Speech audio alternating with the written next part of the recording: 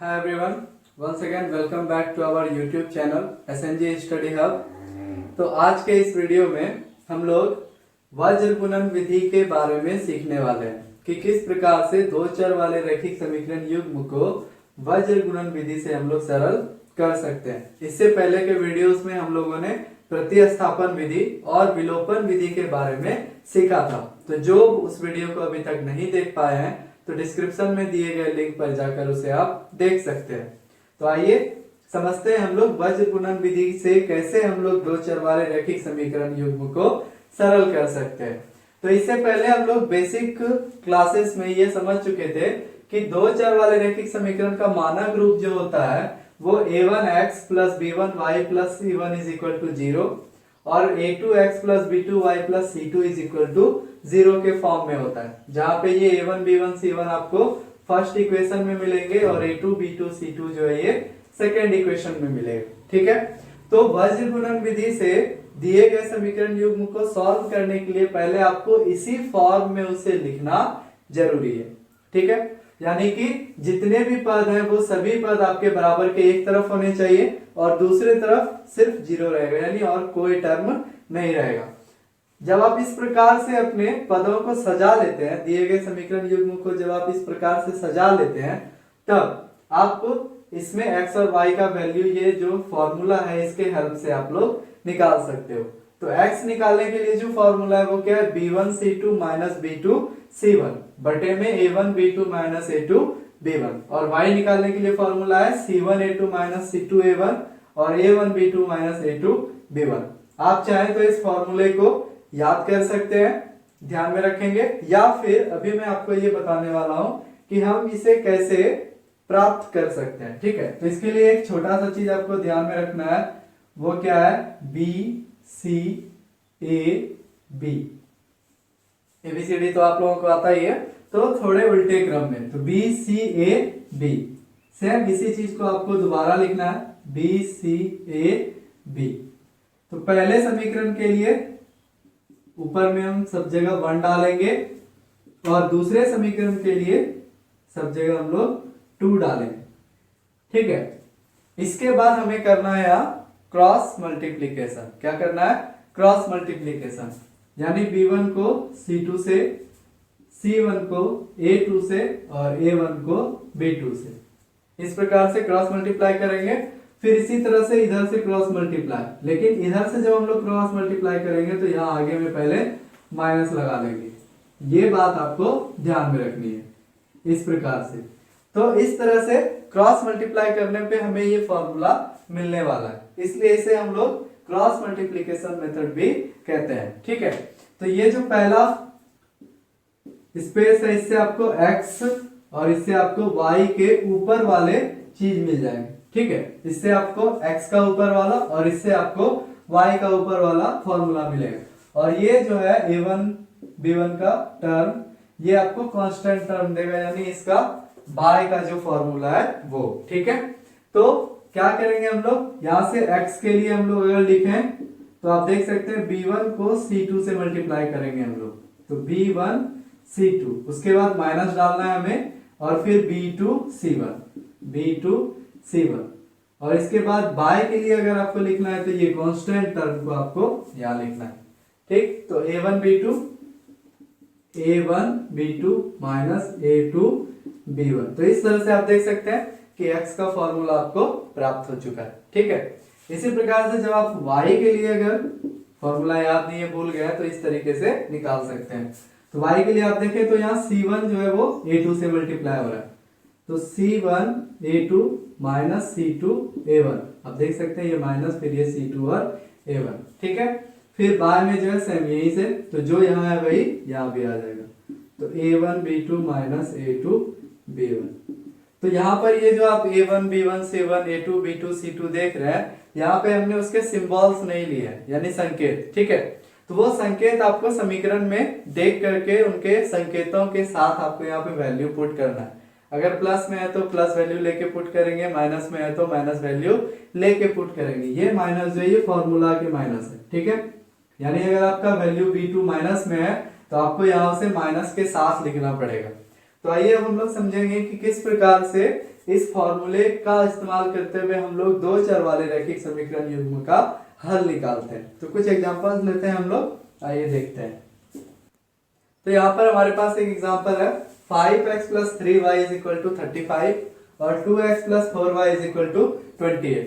तो चूंकि हम लोग पहले बेसिक से समझ चुके हैं कि वज्र गुणन विधि से सरल करते समय आपको सभी पद बराबर के एक तरफ होने जरूरी है, लेकिन यहाँ पर आप देख सकते हैं कि 35 और 28 बराबर के दूसरे तरफ है। तो पहले हम लोग क्या करेंगे, अपने समीकरण को इस रूप में लिखेंगे, ठीक है। तो अगर हम इसे लिखते हैं तो इसे हम लोग क्या लिख सकते हैं, 5x + 3y - 35 = 0। ये प्लस में इस तरफ आके माइनस। इसी प्रकार से हम लोग इसे लिख सकते हैं 2x + 4y - 28 = 0, ठीक है।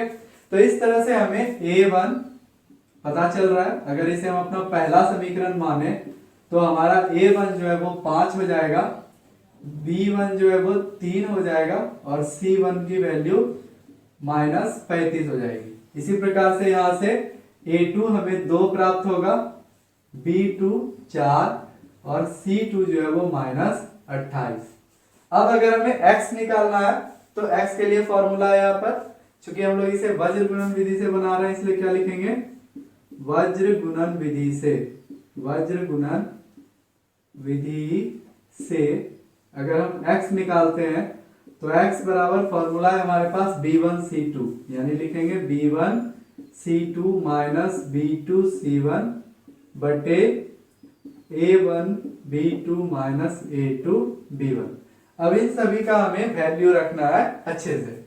तो हम लोग लिख सकते हैं दिस इंप्लाइज x बराबर b1 का वैल्यू आप देख सकते हैं 3 है, तो 3 गुना c2 आप देख सकते हैं -28, फिर माइनस है फॉर्मूले का, तो फॉर्मूले का माइनस डाला, फिर b2 की वैल्यू आप देखें यहाँ पे आपको 4 नजर आएगा b2 का वैल्यू, ठीक है, और गुना फिर b2 c1 की वैल्यू -35, तो यहाँ पे हम लोग -35 डाल देंगे।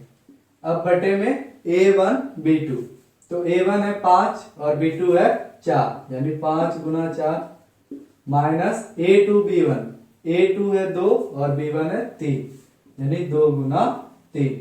तो इस प्रकार से अगर हम इसे अब आगे सरल करें तो इन दोनों को गुना करके हमें मिलेगा 3 × 8 = 24, 2 3 दूनी 6 2 8, -84 माइनस प्लस हो जाएगा, तो 30 × 4 = 120, तो ये 140 हो गया, ठीक है। 5 × 4 = 20 का 0, 4 × 12 2 14, ये 20 और ये -3 दूनी 6, ठीक है। तो 20 में 6 घटाएंगे और फिर ऊपर भी प्लस माइनस, तो इसे अगर हम लोग घटाते हैं तो 10 में 4 घट जाएगा तो 6 बचेगा, ठीक है। और फिर यहाँ पे 3 13 में 56 बटे 20 में 6 गया 14। तो इस प्रकार से आप देख सकते हैं ये कटने वाला है, तो इसे कटा लेंगे। तो अगर इसे हम कटाते हैं तो x की वैल्यू जो है हमें मिल जाएगी 14 × 1 = 14, 14 × 4 = 56, यानी 4। तो इस प्रकार से हमें x का वैल्यू प्राप्त हो गया।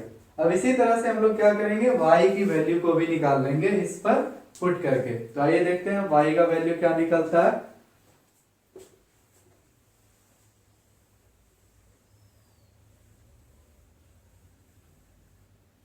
तो y हम लोग देख रहे हैं c1a2, तो चूंकि y = क्या होगा, c1a2, यानी -35 × a2 का वैल्यू 2 है, फिर -c2a1 यानी -28 × a1 का वैल्यू 5 बाय, नीचे में सेम वही चीज है इसलिए हम लोग सेम वही वैल्यू यहाँ पर फिर से रख लेंगे, यानी 5 × 4 -2 × 3। आप समझ सकते हैं x का जो फॉर्मूला है उसमें भी नीचे a1 b2 - a2 b1 है, और y का जो फॉर्मूला है उसमें भी a1 b2 - a2 b1 है। तो जो हमने यहाँ पर वैल्यू पुट किया है सेम वही वैल्यू यहाँ भी नीचे होगा, इसलिए हमने बिना वहां पर देखे डायरेक्ट उसे ही लिख लिया, क्योंकि वहां हमने सही लिखा है। तो ऐसा करने के लिए आपको वहां सही लिखना बहुत ही जरूरी है। तो इस तरह से y = क्या हो गया, -70 माइनस प्लस 20 × 5 = 108 × 5 = 40, ठीक है। और 20 माइनस 6। तो इस तरह से y का वैल्यू जो है 140 में 70 घटाएंगे तो 70/14 हो गया। ये कट रहा है तो इसे हम कटाएंगे, 14 एक का 14, 14 पंजे 70। तो इस प्रकार से y का जो परिणाम है वो हो गया 5।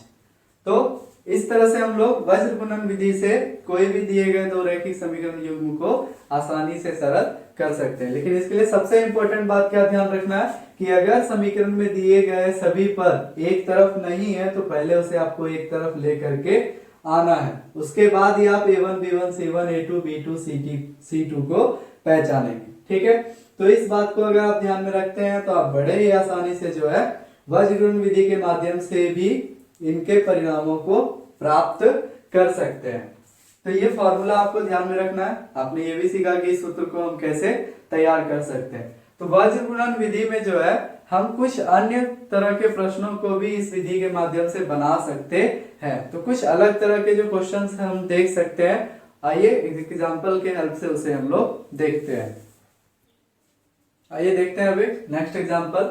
तो इसमें भी हम लोग देख सकते हैं कि सभी पद बराबर के एक तरफ नहीं है। तो पहले इसे हम लोग एक तरफ लाएंगे, तो इसे हम लोग लिख पाते हैं 2x + y - 5 = 0, और इसे हम लोग लिख सकते हैं 3x + 2y - 8 = 0। तो अगर ये हमारा पहला इक्वेशन है और ये दूसरा इक्वेशन है तो इससे हमें a1 b1 c1 मिलेगा और इससे हमें a2 b2 और c2 प्राप्त हो जाएगा। तो यहाँ हम a1 का वैल्यू 2, b1 का वैल्यू 1 और c1 का वैल्यू -5 देख सकते हैं। और यहाँ पर a2 जो है वो 3 है, b2 2 है और c2 -8 है। तो अगर हम x निकालना चाहें वज्र गुणन विधि से,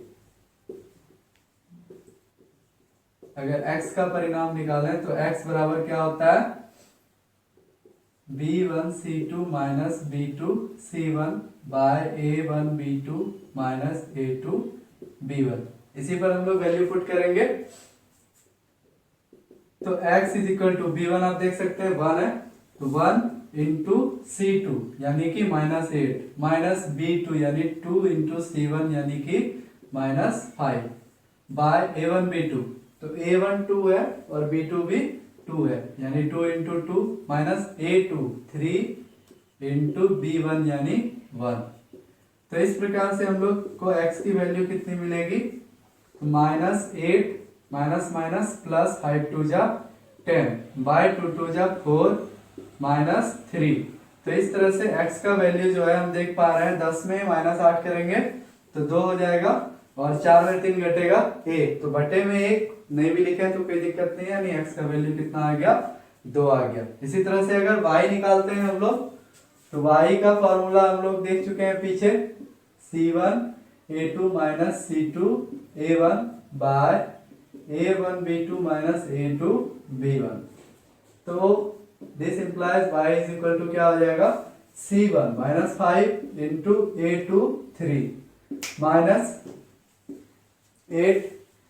ठीक है, तो -8 c2 की वैल्यू और a1 की वैल्यू जो है वो वहां आप देख सकते हैं 2 है, तो ये 2 हो गया बाय a1 b2 सेम यही चीज है, तो हम लोग डायरेक्टली लिख सकते हैं 2 × 2 -3 × 1।